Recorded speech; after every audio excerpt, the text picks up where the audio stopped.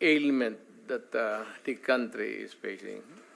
Panahon ko and the previous presidents, yung panahon ko, hindi siguro ninyo nagustuhan, not you, yung the entire country. I'm addressing the entire country.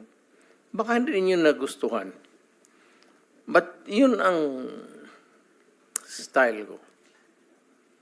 Sinabi ko nga, I tried to do the best that I could.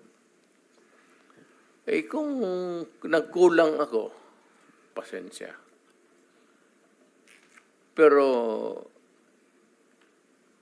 ang solusyon during my time was a call of duty of the president. Ako yun. Kasi ako yung presidente sa panahon ko. At hindi po ako nagkulang, Mr. Senator. Nag-warning ako lahat narinig ng Pilipinas. Huminto kayo sa droga, bitawan ninyo, drop it. Kasi magkakaproblema talaga tayo. Pag nakita tayo sa isang kanto at hawak mo ang droga, problema na talaga yan. So, yun nga, nagkakaroon tayo ng problema. May patayan. But it was not a state-sponsored killing. There was never an official order to the police and the military and to the agents of government to kill. Andyan si Senator De La Rosa. Wala akong sinabi na ganon kasi abogado ako. Ang sinabi ko, yung sinabi ko nung nagtuturo ako sa Police Academy, that in your fulfillment of duty, yung elements of self-defense would apply to you pag you are trying to arrest a person. Alam mo, ang trabaho ng pulis kasi, pag sinabi mong aarestuhin kita, hindi hinto dyan. The police must arrest and overcome the resistance para madala mo yung kriminal doon sa istasyon at mabok mo para makulong. Yan ang problema at naawa ako sa mga pulis. Hindi mo masabi, bitawan mo yung baril at pag hindi sumunod, sabihin lang ng pulis, o sige, bukas makita tayo dito, huwag ka nang magdala ng baril. Po. Hindi yun ang tinuro ko sa kanila. Nagtuturo ako sa Police Academy. Yan, lahat yan sila dumaan sa akin. Yan, because yan ang turo ng sa College of Law.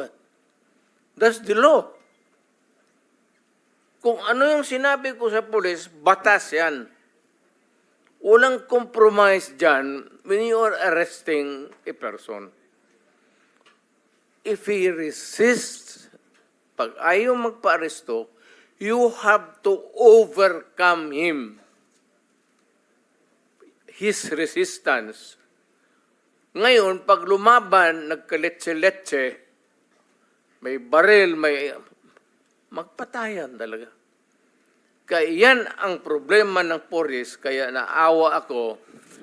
Kaya ako rin nandito, guns, siguro, paano na rin ng guns, God sent yung invitation ninyo.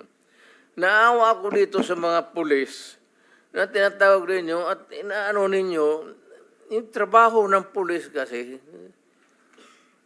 involves personal contact. Walang trabaho sa pulis, sabihin niya, halika dito, bitawan mo yan, mag-surrender ka, sumama ka sa akin. It is always a confrontation And if the other guy is armed, there will always be kamatayan or injuries. Mr. President, if I may, Yes, sir. kasi napapanood ko kayo sa TV, nung hindi pa ho ako senador, during your term, na meron ho kayo sinasabi, uubusin ko kayo, papatayin ko kayo. Ano po ibig sabihin? Sino po yung uubusin ninyo? Sino yung papatayin ninyo? Ito ba yung mga user, mga pusher ng illegal drugs?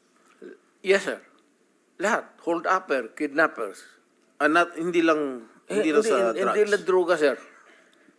Lahat po. When I was mayor, kalaban ko lahat ang criminals. Huwag naman yung mga staff, Wala akong pakialam dyan, yung mga tseke-tseke.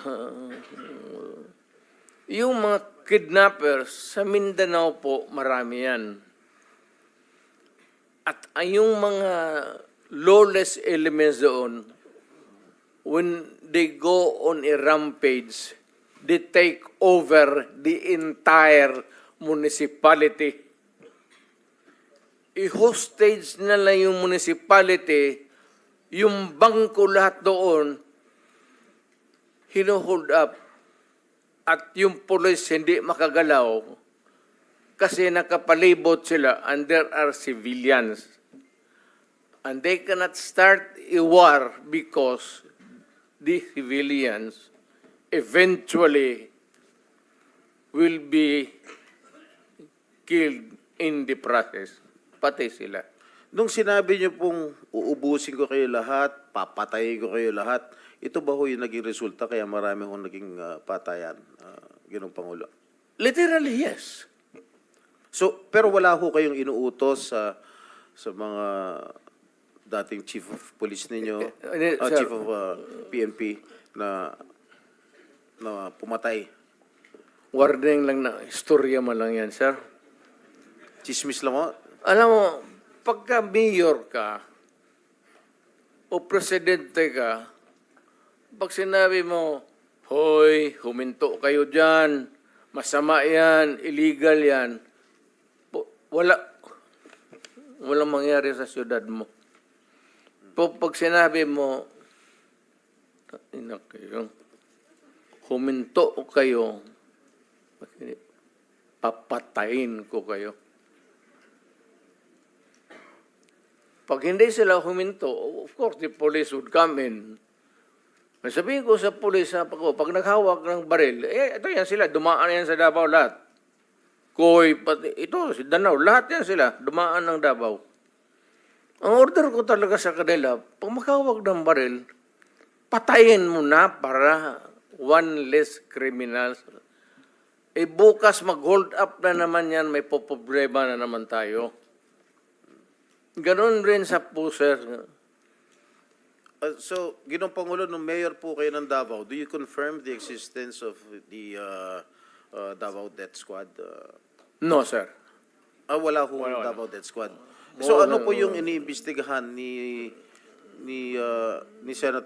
former Senator De Lima nung siya chairperson ng Commission on Human Rights? Ang iniimbestigahan po niya yung DDS, if I'm correct. Am I correct? I don't know how the term was coined. Senator De Lima, were you investigating the Davao Death Squad when you were chair of the CHR? Yes, that was the But focus. the former president doesn't confirm the existence of the Davao Death Squad. That has been his position nung tinanong ko ho siya, nung nag-appear siya sa public inquiry, na there's no such thing as DDS. But there are people, there are witnesses who said that there is such a thing as Davao Death Squad. It may not be the correct term, or it may not really be or explicitly called the Davao Death Squad. Who But, coined that name, that phrase, the Davao Death Squad? I think it was media, it was certain sectors, certain groups. But it was not the CHR which you headed before, Madam Senator. We knew it to be as Davao Death Squad because of the various reports.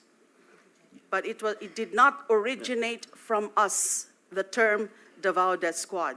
What is clear to us is that there was this group of assassins, and some of them are actually part of the Davao City Police Office. And there are also the Abanteros, the assassins themselves, with respective handlers.